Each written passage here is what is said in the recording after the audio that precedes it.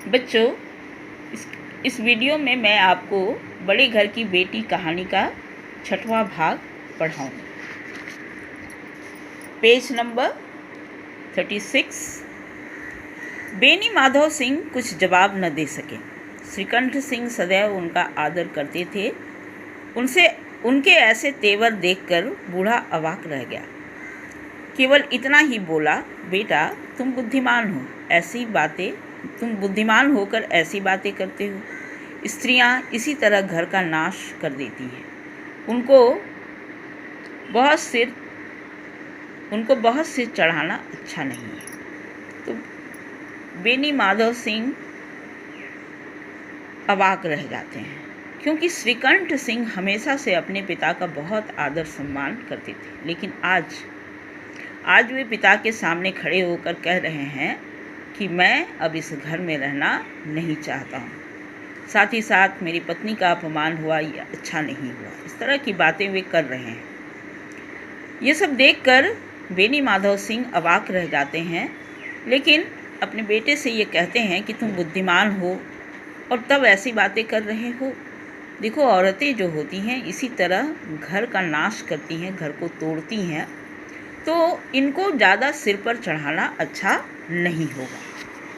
श्रीकंठ सिंह क्या कहते हैं? श्रीकंठ सिंह ने उत्तर दिया, इतना मैं जानता हूँ, आपके आशीर्वाद से मूर्ख नहीं हूँ। आप स्वयं जानते हैं, मेरे ही समझाने बुझाने से इसी गांव में कई घर संभल गए। पर जिस स्त्री की मान प्रतिष्ठा का ईश्वर के दरबार में उत्तरदाता हूँ, उसके प्रति ऐसा घोर अन्याय और पशुवत व्यवहार असह्य है।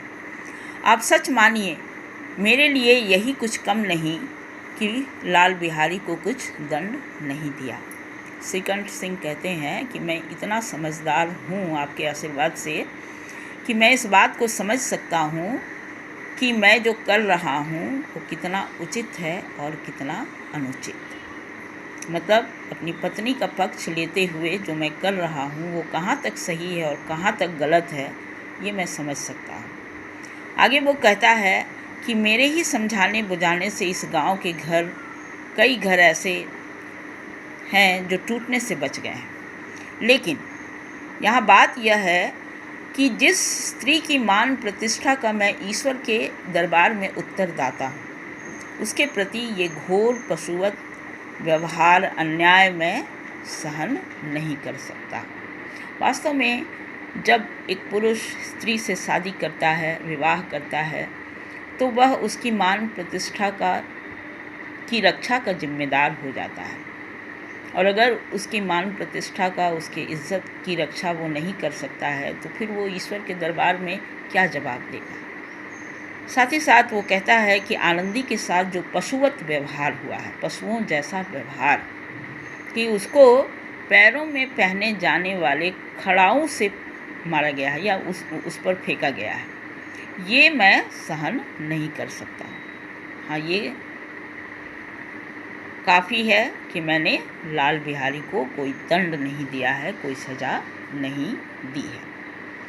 अब बेनी माधव सिंह भी गरमाए, ऐसी बात और सुन न सके। बोले, लाल बिहारी तुम्हारा भाई है, उससे कभी चूक हो उसके कान पकड़ो। लेकिन लाल बिहारी को मैं अपना भाई नहीं समझता। स्त्री के पीछे? जी नहीं, उसकी क्रूरता और अविवेक के कारण।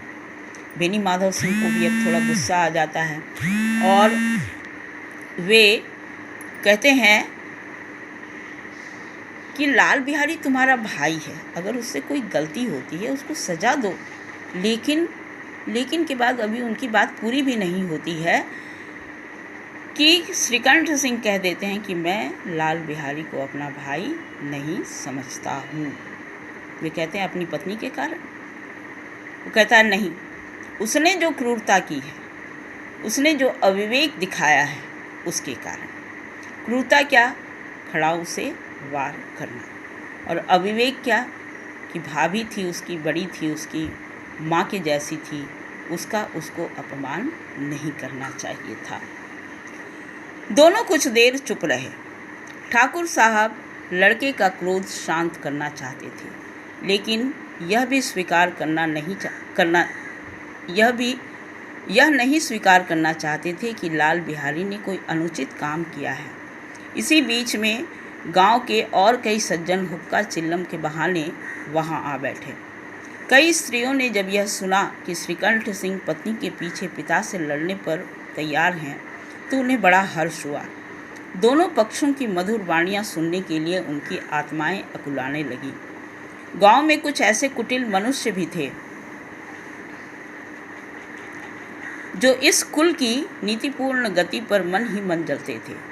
इन महानुभावों की शुभ कामनाएं आज पूरी होती दिखाई दी। कोई हुक्का पीने और कोई लगान की रसीद दिखाने के बहाने आकर बैठ गया। अब क्या होता है कि ठाकुर साहब किसी भी तरह से श्रीकंठ का गुस्सा शांत करना चाहते थे, लेकिन उनको यह भी स्वीकार नहीं था कि लाल बिहारी ने कुछ गलत किया है।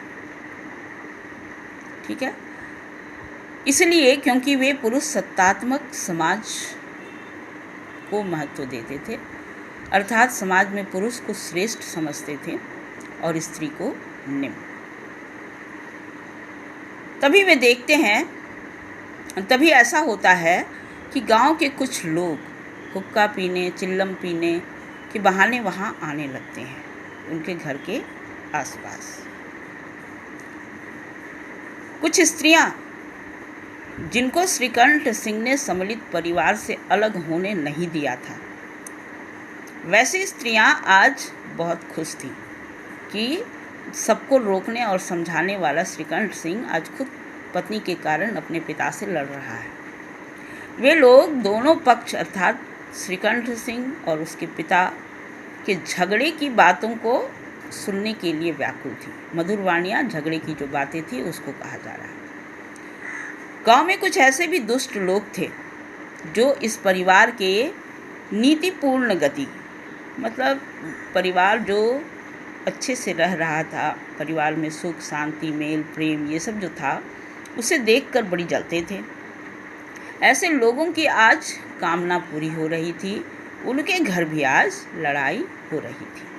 और इसलिए लड़ाई में क्या कहा जा रहा है, क्यों लड़ाई हो रही है, ये सारी बातें जानने के लिए कोई हुक्का पीने के बहाने तो कोई लगान की रसीद मतलब ज़मीन से संबंधित जो टैक्स दिया जाता है उसकी रसीद आदि दिखाने के बहाने वहाँ आने लगे। बेनी माधव सिंह पुराने आदमी थे, इन भावों को ताड़ गए। उन्होंने निश्चय किया कि चाहे कुछ भी क्यों न हो, इन द्वेषियों को ताली बजाने का अवसर न दूंगा। तुरंत कोमल शब्दों में बोले, बेटा मैं तुमसे बाहर नहीं हूँ, तुम्हारा जी जो चाहे करो, अब तो लड़के से अपराध हो गया।